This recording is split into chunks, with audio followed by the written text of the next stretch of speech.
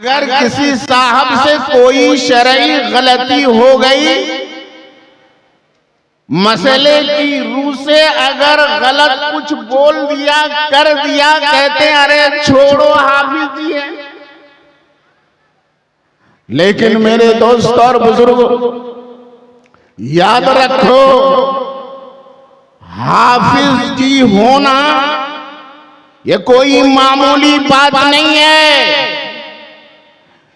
ये जरूर है कि सिर्फ हाफिज़े कुरान, सिर्फ कुरान को याद कर लेना काफी नहीं है, शरीयत के मसाइल को भी जानना जरूरी है।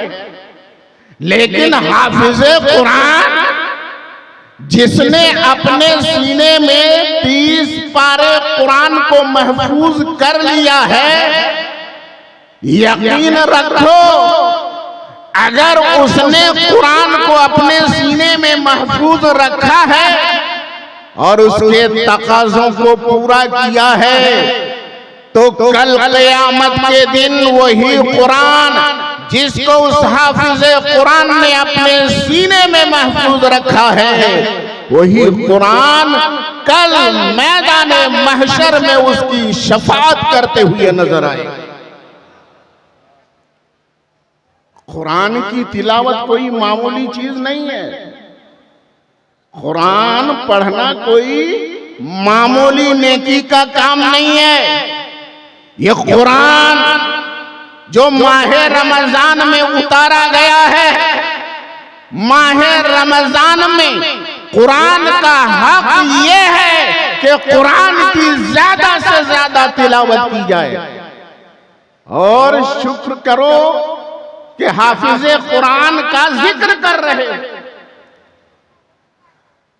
इस महीने से कुरान को निस्बत है, इसीलिए अल्लाह के प्यारे नबी सल्लल्लाहु तआला अलैहि वसल्लम रमजान के महीने में हर साल एक खत्म कुरान पढ़ा करते थे। और हजरत जिब्रील अमीन अलैहिस्सलातु वत्तस्लीम प्यारे नबी से रमजान के महीने में हर रात को नबी से मुलाकात के लिए हजरत जिब्रील आते थे। फयुदारिसुहुल कुरान, और नबी के साथ कुरान का दर्स होता था। हजरत जिब्रील अमीन कुरान पढ़ते थे, प्यारे नबी सुनते थे। नबी पढ़ते थे, जिब्रील अमीन सुनते थे। पता क्या चला? कुरान पढ़ना भी नबी की सुन्नत है और कुरान का सुनना भी नबी की सुन्नत है। अगर कुरान पढ़ना नहीं जानते हो तो कम से कम इस माहे मुबारक में एक खत्म कुरान सुना करो। मुसलमानों, घर में बेटा कुरान पढ़ना जानता है, बेटी कुरान पढ़ना जानती है, कुरान पढ़ना तुम नहीं जानते हो तो बेटे से कहो बेटा पढ़ो, मैं सुनूंगा। बेटा पढ़े सुनो, बेटी से पढ़वाओ सुनो, और कोशिश करो कुरान पढ़ना सीखो। अगर किसी के अंदर कुरान का कोई हिस्सा नहीं है, अगर उसने कुरान को कुछ भी अपने सीने में महफूज नहीं किया है, तो अल्लाह के नबी इरशाद फरमाते हैं कि जिस सीने में कुरान नहीं है, कुरान जिस सीने में नहीं है, कुछ भी कुरान याद नहीं है, तो नबी फरमाते हैं फहुवा कल बैतिल खरीब, वो वीरान घर की तरह है। वीरान घर की तरह है। वीरान जब घर होता है ना कोई, उसमें आदमी नहीं बसता है। अगर वो आबाद नहीं होता है तो घर जब वीरान होता है तो उसमें घास फूस उग जाती है कि नहीं, कूड़े करकट हो जाते हैं कि नहीं, जंगल की शक्ल हो जाती है कि नहीं। घर में अगर कोई इंसान नहीं रहता, वो कूड़ों का ढेर हो जाता है। वहां घास उग जाती है, वो जंगल की तरह है। तो समझ लो जिस मुसलमान के सीने में कुरान नहीं है उसका अंदर जंगल की तरह है, वीरान घर की तरह है। इसलिए मुसलमानों कुछ भी कुरान याद करो, पूरा कुरान याद नहीं कर सकते, कुछ कुरान याद करो। बहुत से हमारे ऐसे भाई हैं उन्हें कुल हु अल्लाह शरीफ भी याद है कि नहीं, बोलिए, है ना? कितने ऐसे मुसलमान होंगे कुल हु अल्लाह शरीफ भी याद नहीं है। हालांकि कुरान की ये छोटी सी सूरत बज़ाहिर ये मुख्तसर सी सूरत है, लेकिन प्यारे नबी इरशाद फरमाते हैं कि जिसने एक मर्तबा कुल हु अल्लाह शरीफ पढ़ लिया, सूरह इखलास एक मर्तबा पढ़ा तो 10 पारा कुरान पढ़ने का सवाब मिलता है। 10 पारे कुरान पढ़ने का सवाब। इसलिए हमारे उलमाए किराम क्या करते हैं, फातिहा की जब मजलिस होती है ना तो और सूरतें तो एक बार पढ़ते हैं, कुल या अय्युहल काफिरून एक मर्तबा, कुल अऊज़ु बिरब्बिन नास एक मर्तबा, कुल अऊज़ु बिरब्बिल फलक एक मर्तबा, और सूरतें एक मर्तबा पढ़ते हैं। लेकिन कुल हु अल्लाह शरीफ कितनी बार पढ़ते हैं, बोलो? 3 बार पढ़ते हैं। क्यों 3 बार पढ़ते हैं? कि पूरा कुरान तो नहीं पढ़ सके, इस मजलिस में पूरे कुरान की तिलावत तो नहीं हो सकी, लेकिन प्यारे नबी ने इरशाद फरमाया है, ये प्यारे नबी का करम है, रब की रहमत है, एक मर्तबा कुल हु अल्लाह शरीफ पढ़ो 10 पारे कुरान पढ़ने का सवाब मिलता है। तो 3 मर्तबा पढ़ो 30 पारे कुरान पढ़ने का सवाब हासिल हो जाएगा। अब बोलो कुरान पढ़ने का कितना बड़ा सवाब है। 30 पारे पढ़ना चाहते हो, कुल हु अल्लाह शरीफ 3 मर्तबा पढ़ो। सुनो, यही एक किताब है, यही एक किताब है भाई, अल्लाह की किताब। तौरात भी थी ना, इंजील भी थी ना, ज़बूर भी थी ना, लेकिन कोई बता सकता है कि इंजील का एक हर्फ पढ़ने का 10 सवाब मिलता है? कोई बताएगा कि एक हर्फ पढ़ने का सवाब 10 गुना? लेकिन कुरान अल्लाह की ऐसी किताब है, मुसलमानों अपने नबी की रहमत पर कुर्बान जाओ। प्यारे नबी पर कुरान नाजिल हुआ तो सवाब उम्मत को इतना ज्यादा कि अगर एक हर्फ पढ़ेगा तो उसे 10 सवाब मिले। एक हर्फ पढ़े 10 सवाब। नबी फरमाते हैं, ला अक़ूलु अलिफ लाम मीम हर्फुन बल अलिफुन हर्फुन व लामुन हर्फुन व मीमुन हर्फुन। अलिफ लाम मीम पढ़ोगे तो ये एक हर्फ पढ़ना नहीं है। प्यारे नबी फरमाते हैं, अलिफ लाम मीम किसी ने पढ़ा तो मैं ये नहीं कहता हूं कि एक हर्फ पढ़ा, एक शब्द पढ़ा। ये अलिफ लाम मीम एक हर्फ नहीं है, बल अलिफुन हर्फुन, बल्कि अलिफ एक हर्फ है, लामुन हर्फुन, लाम एक हर्फ है, व मीमुन हर्फुन, और मीम एक हर्फ है, और एक हर्फ पढ़ने का 10 सवाब। एक हर्फ पढ़ने का 10 सवाब। तो अगर किसी ने अलिफ लाम मीम पढ़ा तो 3 हुरूफ पढ़ा कि नहीं? जब 3 हुरूफ पढ़ा तो अलिफ लाम मीम पढ़ने में 30 सवाब, 30 नेकी मिल गई। मेरे दोस्त और बुजुर्गों, मेरे दोस्तों, अब आपको सोच लेना चाहिए ना, समझ लेना चाहिए कि ये कुरान का महीना है, रमजानुल मुबारक का महीना है, इस महीने में कुरान उतारा गया है, तो इस महीने में हमें ज्यादा से ज्यादा कुरान की तिलावत करनी चाहिए। प्यारे आका से हजरत जिब्रील अमीन जब मुलाकात करते थे तो प्यारे आका बहुत ज्यादा सखी हो जाते थे।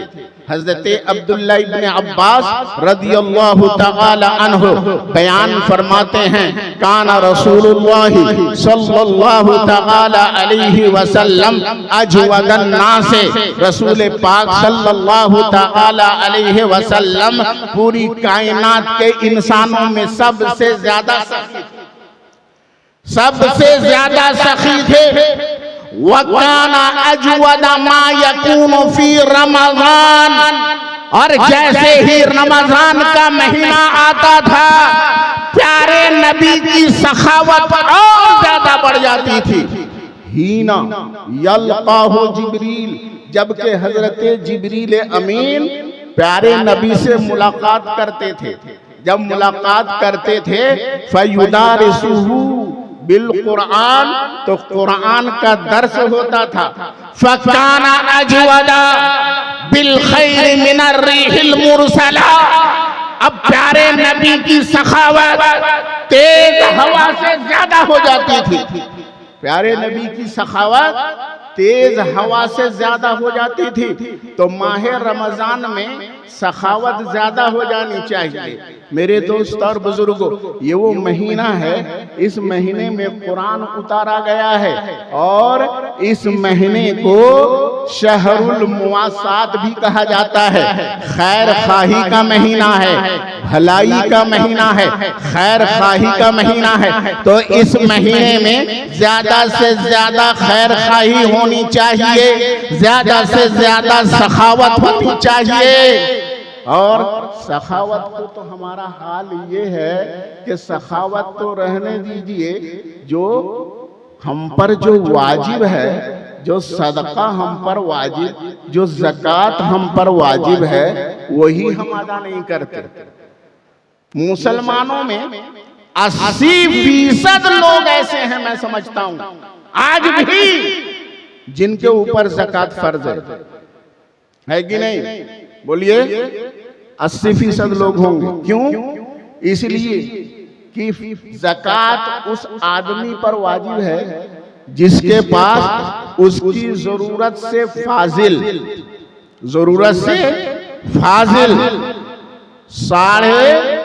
52.5 तोला चांदी या उसकी कीमत। अगर सिर्फ सोना है, मसला कुछ सुन लीजिए, जलसों में तकरीरों में मसले मसाइल सुनने को नहीं मिलते। अगर सिर्फ सोना है, चांदी नहीं है, रुपया पैसा कुछ भी नहीं है, सिर्फ सोना है, तो 7.5 तोला सोना अगर किसी के पास है तब उस पे ज़कात वाजिब है 2.5%। और अगर सोना 4 तोला है, 3 तोला है, 1 तोला है, कुछ भी है, 6 आना है, और इधर चांदी भी है, चांदी 52.5 तोला से कम, तो चांदी को अगर देखा जाए तो ज़कात वाजिब नहीं। इसलिए कि चांदी में 52.5 तोला चांदी होना चाहिए। सोना को अगर देखा जाए तो सोना पूरा नहीं है, इसलिए कि 7.5 तोला सोना होना चाहिए। लेकिन अगर दोनों को मिलाया जाए तो इतनी ज्यादा चांदी हो सकती है ना कि वो 52 तोला से ज्यादा, 52.5 तोला से ज्यादा चांदी खरीदी जा सकती है। अगर सोना को भी बेच देगा तो मिला करके 52.5 तोला चांदी से ज्यादा की कीमत हो जाएगी। यानी तकरीबन कितना होगा आज के हिसाब से? 40-50 हजार रुपया, 44,800 रुपया, तो 44-45 हजार रुपये मालियत अगर है तो उस पर ज़कात वाजिब है।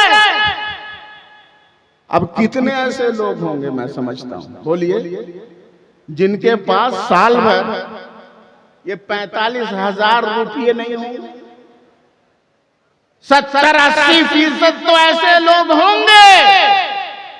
चांदी भी है, सोना भी है, अगरचे दोनों अलग अलग निसाब के बराबर नहीं है, लेकिन दोनों को मिलाने से एक निसाब पूरा हो जाता है, चांदी का निसाब पूरा हो जाता है। लेकिन बहुत से ऐसे लोग हैं जिनको ये मसला ही नहीं मालूम और ना मसला जानने की कोशिश करते हैं, उलमा से नहीं पूछते, वो समझते हैं कि इसमें ज़कात कहाँ है। औरतें हैं ना, जेवरात हैं, कुछ चांदी भी है, कुछ सोने के जेवरात हैं, लेकिन औरतें आमतौर पर ज़कात नहीं देती। अहनाफ के नजदीक, हनफियों के नजदीक जेवरात पर भी ज़कात वाजिब है, ज़कात देना पड़ेगा। अगर ज़कात नहीं देते हो तो सुन लो वईद कितनी बड़ी है। पुराने हकीम में अल्लाह तबारक व तआला का इरशाद है, जो लोग सोना चांदी जमा करते हैं वला युनफिकूनहा, और अल्लाह के रास्ते में खर्च नहीं करते, यानी ज़कात नहीं देते, फबश्शिरहुम बिअज़ाबिन अलीम, दर्दनाक अज़ाब की उन्हें बशारत सुना दो, डर सुना दो। और दर्दनाक अज़ाब कैसा है? कुरान हकीम में आया कि ये जो सोना है, ये चांदी है, जिसकी ज़कात नहीं दी जाती है, कल क़यामत के दिन सोने को तपाकर, चांदी को गर्म करके, सोना को गर्म करके पेशानी को दागा जाएगा, पेशानी में दाग लगाया जाएगा, तकलीफ पहुंचाई जाएगी। वही जेवर, वही सोना, वही चांदी जिसे तुम जमा करते थे और अल्लाह के रास्ते में खर्च नहीं करते थे, ज़कात नहीं देते थे, उसका हक नहीं अदा करते थे, यही सोना और चांदी कल क़यामत के दिन तुम्हारे लिए अज़ाब का सामान बन जाएगा। हज़रात ग्रामी, और एक हदीस पाक में आया, अल्लाह के रसूल सल्लल्लाहु तआला अलैहि वसल्लम इरशाद फरमाते हैं कि जो लोग माल की ज़कात अदा नहीं करते हैं, माल जमा करके रखते हैं, कल क़यामत के दिन यही माल गंजा सांप बन करके आएगा। इसे हदीस में कहा गया है शुजाअन अक़रा, ये गंजा सांप बनेगा और ये तुमको डसेगा, ज़कात न देने वाले को डसेगा, ऐसा डसेगा वो 7 तबक जमीन के अंदर धसेगा, फिर उसे निकाला जाएगा, फिर सांप डसेगा, कहेगा अना कंजुक अना मालुक, वही गंजा सांप तुम्हारा माल सांप बन करके डसेगा और कहेगा मैं ही तेरा माल हूं, मैं ही तेरा खजाना हूं, जिसको तूने जमा करके रखा था। हज़रात ग्रामी, ज़कात अदा किया करो। अगर मुसलमान, सच्चाई ये है कि मुसलमान अगर पाई पाई की ज़कात अदा कर दे तो मुसलमानों में गरीबी ही नहीं रहेगी। कोई भी मुसलमान भीख मांगता हुआ नजर नहीं आएगा। इस्लाम ने ऐसा सिस्टम बनाया ज़कात का, ये कोई टैक्स नहीं है। 1 लाख रुपये में 25,000, तुम 2500 जो तुमको देना है, ये 2500 रुपया ये तुम्हारा नहीं है। 1 लाख रुपये पे साल भर गुजर गया, तुम्हारी जरूरत से फाजिल है 1 लाख, 2500 ये तुम्हारा नहीं है, ये गरीबों का हक है, ये मोहताजों का हक है, ये दूसरों का हक है। और जब दूसरों का हक है तो तुमको ढूंढ ढूंढ करके देना है। गरीब कौन है, मोहताज कौन है, ढूंढ कर देना है। और यहाँ ढूंढना तो पूजा, ढूंढने का सवाल क्या है? अगर कोई मोहताज आ जाता है, उसे तुमने दे दिया 10-20 रुपया, फितरा अदा कर दिया, बस है, बहुत हो गया। रमजान में 2-4-5 हजार के कुछ कपड़े, कुछ साड़ियां बांट दी, समझते हैं ज़कात अदा कर दी। सोचा ज़कात अदा हो गई। अगर तुम्हारे माल में 2500 रुपया ज़कात में अगर निकलते हैं, तो अगर तुम 1000-2000 निकाल दोगे, ज़कात पूरी अदा नहीं हुई। ज़कात जोड़ करके अदा करना होगा।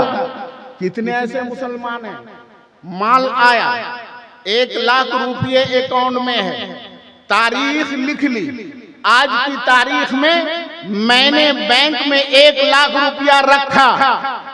अब उसके बाद 1 साल के बाद उसी तारीख को वो जोड़ता है, देखता है 1 साल तो गुजर गया है, अभी इस 1 लाख रुपये में हमको ज़कात अदा करनी है। कितने ऐसे मुसलमान हैं बोलो? पैसे जमा होते चले जा रहे हैं, जमा होते चले जा रहे हैं, साल पूरा हो गया, 1.5 लाख 2 लाख हो गए, कभी सोचते भी नहीं है कि ज़कात भी अदा करनी है। मुसलमानों, अगर मोहताज तुम्हारे दर पे आते हैं, गरीब तुम्हारे दरवाजे पे आते हैं, फकीर आते हैं, वो अपना हक लेने के लिए आते हैं, वो तुम्हारा माल लेने नहीं आते। इसलिए जो तुम देते हो ये तुम्हारा एहसान नहीं है, वो तुम्हारे दरवाजे पे आके ले जाते हैं, इनका ये तुम पर एहसान।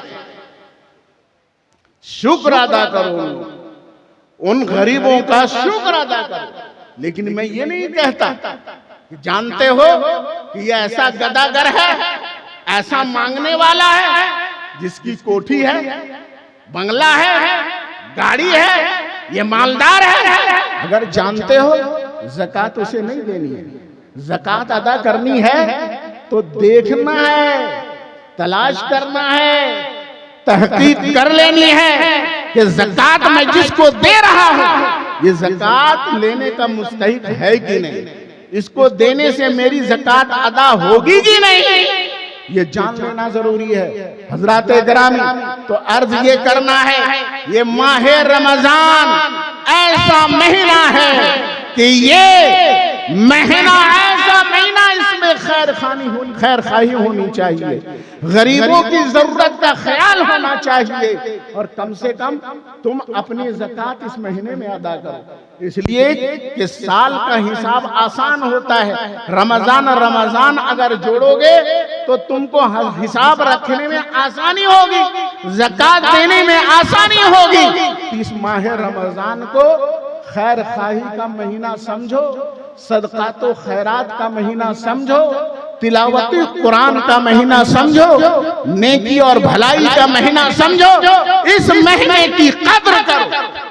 मेरे दोस्तों, बहुत अफसोस के साथ कहना पड़ता है, जब हालात का जायजा लिया जाता है, जब देखा जाता है, तो खून के आंसू रोने को जी चाहता है। अभी जब मैं आ रहा था, रोड पे भीड़, यहाँ तक आने में लगभग 1 घंटा लग गया, और उसी वक्त तरावी की नमाज हो रही है। रोड पे इज़्दिहाम देखो, भीड़ देखो, नौजवानों की, मर्द भी हैं, औरतें भी हैं, कोई फर्क नहीं है, पर्दे का कोई लिहाज नहीं है। एक तरफ खाना खुदा में नमाज तरावीह अदा की जा रही है, जब आके देखा तो मस्जिद फुल नहीं है, भरी हुई नहीं है, अंदर भी मस्जिद पुर नहीं हुई है, सहन तो खाली नजर आ रहा है, अंदर भी मस्जिद भरी नहीं है, और बाहर देखो तो रेला है, चलना मुश्किल है। क्या यही उर्स है? उर्स मनाने का यही मकसद है? उर्स में खाली भीड़ भाड़ करो, जहां जाते हो उर्स में देखो भीड़ है, रोड पे भीड़ है, हर जगह भीड़ है, नमाज हो रही है, लेकिन लोग मटर गश्ती कर रहे हैं, चाय खानों में लोग इधर उधर टहल रहे हैं, रंगीनियों में। साहिब उर्स का फैज मिलेगा? बोलो, कुछ नेकी मिलेगी? हरगिज नहीं। मुसलमानों, दीनी प्रोग्राम को दीनी रहने दो, बर्बाद ना करो। अगर उर्स को मेला ठेला बनाओगे तो ऐसा उर्स करना जायज ही नहीं। उर्स करना मुस्तहब है ना, सवाब और नेकी का काम है ना, लेकिन जब उसमें गुनाह ही गुनाह हो, नमाज का ख्याल ना हो, मर्द और औरत में कोई फर्क ना हो, इख्तिलात हो, माहौल में कोई फर्क ना हो, बेपर्दगी आम हो, गुनाह पे गुनाह करते चले जा रहे हो, सोचते हो उर्स कर रहे हैं, बड़ी नेकी मिल रही है, बड़ा सवाब मिल रहा है। हरगिज सवाब के मुस्तहिक नहीं होगे। मुसलमानों, अपने माहौल को बदलो, सही मुसलमान बन जाओ और माह रमजान की खास तौर पर कद्र करो। मौला तबारक व तआला हम सबको सच्चा पक्का मुसलमान बनाए और ईमान के साथ हम सबको खात्मा नसीब फरमाए। व आखिरु दावाना अनिल हम्दुलिल्लाहि रब्बिल आलमीन।